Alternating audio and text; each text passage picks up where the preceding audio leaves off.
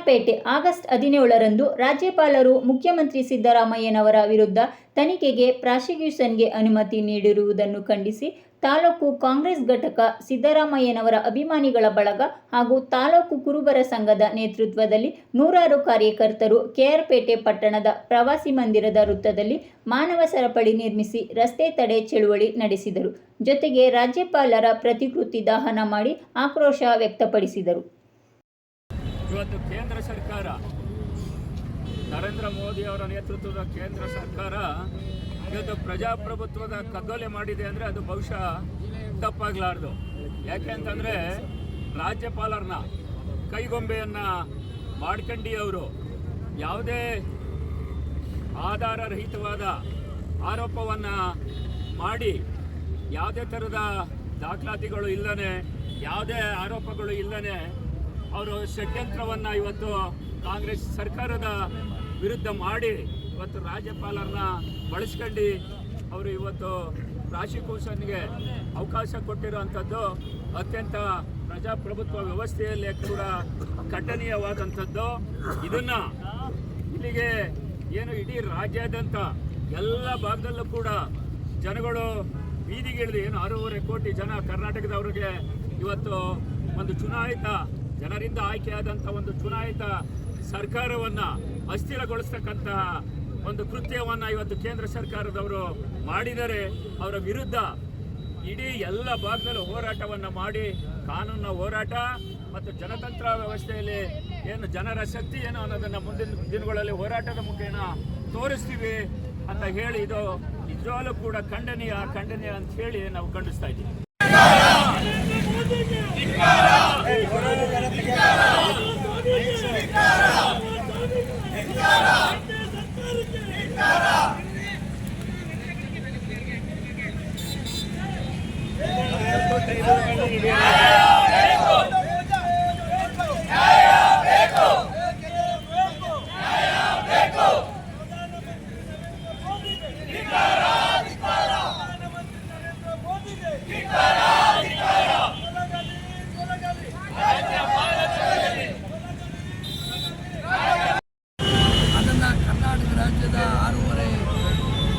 ಕೋಟಿ ಜನ ನಾವು ವಿರೋಧಿಸ್ತೀವಿ ಮತ್ತು ಕೇಂದ್ರ ಸರ್ಕಾರಕ್ಕೆ ನಾವು ಒಂದು ಎಚ್ಚರಿಕೆಯನ್ನು ನಾವು ಇವತ್ತು ಕೊಡ್ತಾ ಇದ್ದೀವಿ. ಈ ರಾಜ್ಯಪಾಲರನ್ನು ವಾಪಸ್ಸು ನೀವು ಪಡೆದಿದ್ದೀವಿ. ಮುಂದಿನ ದಿನಗಳಲ್ಲಿ ಇಡೀ ಕರ್ನಾಟಕ ರಾಜ್ಯದ ಪ್ರತಿ ಮನೆಯಲ್ಲೂ ಹೋರಾಟದ ಕಿಚ್ಚು ಬೆಳಗ್ತದೆ.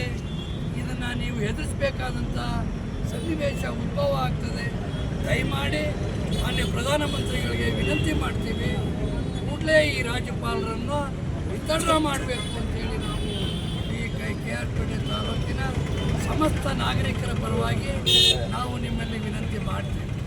ಇವತ್ತು ಒಬ್ಬ ಕೆಟ್ಟ ರಾಜ್ಯಪಾಲರನ್ನ ಕರ್ನಾಟಕ ರಾಜ್ಯದ ಇತಿಹಾಸದಲ್ಲಿ ನಾವು ನೋಡ್ತಾ ಇರ್ತಕ್ಕಂಥ ಒಬ್ಬ ರಾಜ್ಯಪಾಲ ಅಂದರೆ ಏನು ಈಗಿರ್ತಕ್ಕಂಥ ರಾಜ್ಯಪಾಲ ಕೈಗೊಂಬೆಯಾಗಿರ್ತಕ್ಕಂಥದ್ದನ್ನು ನಾವು ವಿರೋಧಿಸ್ತೀವಿ ಅಂತಕ್ಕಂಥ ಮಾತು ಹೇಳಿ ನನ್ನ ಮಾತು.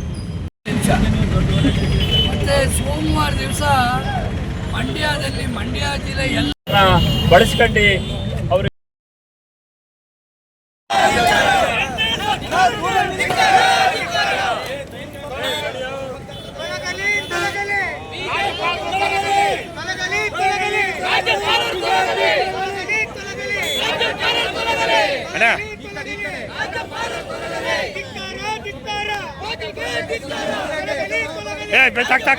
ಜಾಸ್ತಿ ಹಾಕ್ಬಿಡಿ.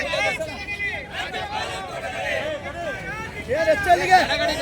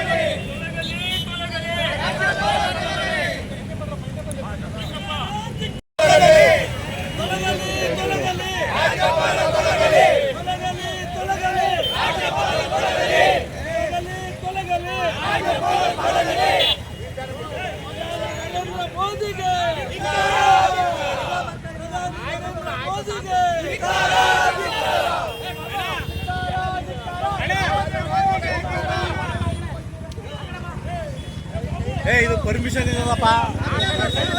ಸಬ್ಸ್ಕ್ರೈಬ್ ಬಟನ್ ಮೇಲೆ ಕ್ಲಿಕ್ ಮಾಡಿ ಹಾಗೂ ನಮ್ಮ ಹೊಸ ವಿಡಿಯೋ ನೋಟಿಫಿಕೇಷನ್ಗೋಸ್ಕರ ಪಕ್ಕದಲ್ಲಿ ಕಾಣುವ ಬೆಲ್ ಬಟನ್ ಮೇಲೆ ಕ್ಲಿಕ್ ಮಾಡಿ ಹಾಗೂ ಲೈಕ್ ಮಾಡಿ, ಶೇರ್ ಮಾಡಿ, ಕಮೆಂಟ್ ಮಾಡಿ.